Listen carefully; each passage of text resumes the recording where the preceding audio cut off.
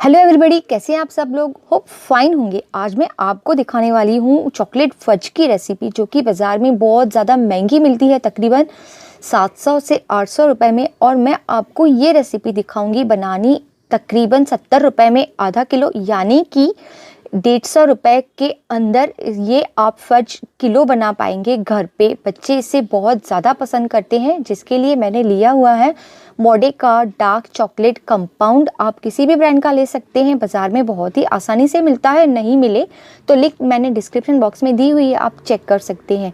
इस dark compound का मैं सिर्फ 50 ग्राम यूज़ कर रही हूँ, यानी कि जो मैं फज बना रही हूँ वो टोटल होगी 250 ग्राम्स, यानी कि ये आपको तकरीबन 35 रुपये में पड़ेगी, ये मेरी गारंटी है।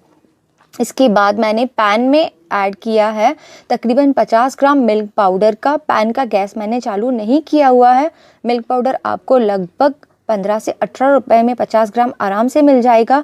आपको डेयरी वाइटनर नहीं यूज़ करना है, लोकल ब्रांड का अच्छा सा मिल्क पाउडर यूज़ करना है। अब मैं इसमें धीरे धीरे मिल्क ऐड करूँगी। आप इस बात का ध्यान रखें कि मिल्क अभी तक मैंने गैस चालू नहीं किया है और ज़रा ज़रा मिल्क ऐड करके इसे घुमाती जा रही हूँ, ताकि मिल्क पाउडर में कोई लम्स नहीं बने। इस बात का आपको ध्यान रखना है कि आपके मिल्क पाउडर में लम्स नहीं बने, नहीं तो आपकी फज बहुत ही स्मूथ नहीं बनेगी, उसमें दाने दाने बनेंगे मिल्क पाउडर के और वो अच्छी नहीं लगेगी।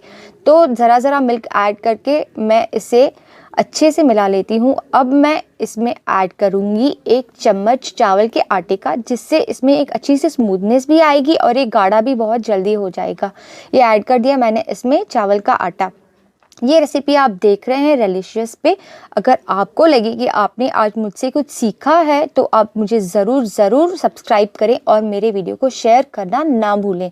अब इसे अच्छे से मिलाने के बाद इस स्टेज पे मैं गैस चालू कर दूंगी और बाकी के सामान डालना स्टार्ट कर दूंगी। गैस चालू करने के बाद मैं इसमें ऐड करने वाली हूँ 50 ग्राम मिल्क पाउडर चॉकलेट कंपाउंड के, जो कि मैंने आपको दिखाया था रेसिपी के स्टार्टिंग में।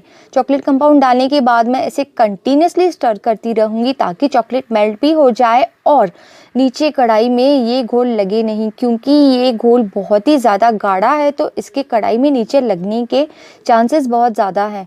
तो मैं इसे कंटिन्यूसली स्टर करती रहूँगी और नीचे से निकालती रहूँगी जब तक कि मेरा चॉकलेट मेल्ट नहीं हो जाता। चॉकलेट मेल्ट हो जाने के बाद आप देखेंगे कि थोड़े थोड़े लम्स हैं। अगर आप चाहें तो इस स्टेज पे अपने मिक्सचर को छान सकते हैं, अगर लम्स नहीं है तो बाकी के प्रोसीजर को कंटिन्यू कर सकते हैं। अब मैंने इसमें डाली 50 ग्राम शक्कर। शक्कर मेल्ट हो जानी चाहिए अच्छे से। इसे अच्छे से घुमाइए और शक्कर को मेल्ट कर दीजिए। अब मैं इस स्टेज पे इसमें डालूंगी तकरीबन 50 ग्राम मक्खन के, यानी कि जो भी मैंने इंग्रेडिएंट्स यूज़ किए हुए हैं वो 50-50 ग्राम मेजर्स के हैं, तकरीबन 250 ग्राम फज बनाने के लिए। अब मैं मक्खन को अच्छे से मिक्स कर दूंगी और इसे चलाती रहूँगी कंटिन्यूसली। ये घोल नीचे से अब गाढ़ा होना स्टार्ट हो गया है। अगर आप मीठा खाने के शौकीन हैं तो मेरी एक रेसिपी ज़रूर ट्राई करें गुलाब जामुन मिक्स की। बहुत ही सस्ते पड़ते हैं होममेड गुलाब जामुन मिक्स की। 35 रुपये में बनेंगे आपके 50 जामुन।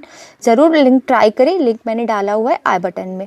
तो अब ये देखिए कि घुमाने 2 या 3 मिनट घुमाने के बाद ही ये रेसिपी ऐसी लग रही है, यानी कि ये गाढ़ा होना स्टार्ट हो गया है। लेकिन आपको वो स्टेज देखना है जहाँ तक आप इसकी एक फज यानी कि चिक्की बना सकेंगे।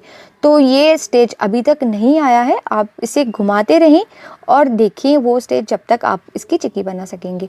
ये देखिए ये अब कन्वर्ट होने लगा है उसमें।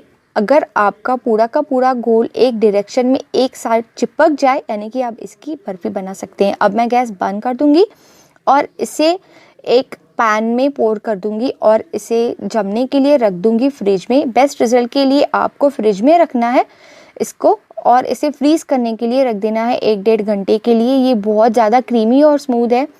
आप देखेंगे लास्ट में कि मैं इसे कट करके आपको दिखाती हूँ कि कितना क्रीमी बना है, साथ ही साथ सॉफ्ट और स्मूथ भी बना है। थोड़े से बादाम स्प्रिंकल कर देती हूँ मैं इसके ऊपर, ताकि इसका टेस्ट और एनहेंस हो जाए।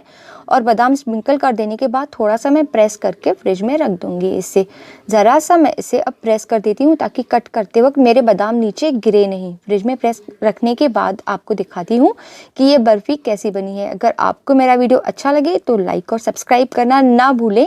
फिर मिलेंगे ऐसे ही एक ब्यूटीफुल वीडियो के साथ। आप देख लीजिए कि इसकी एक चिक्की कैसी बनी है, कितनी स्मूथ और सॉफ्ट बनी है। ये देखिए, अब मैं आपको निकाल के दिखाती हूँ कि ये कैसी बनी है।